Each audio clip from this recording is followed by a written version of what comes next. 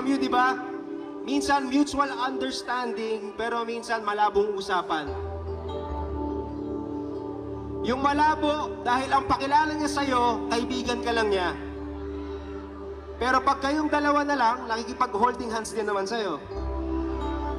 Malabo, dahil kung kailan unti-unting nagiging okay ka na hindi siya kasama, bigla naman siya magpaparamdam sa'yo ulit.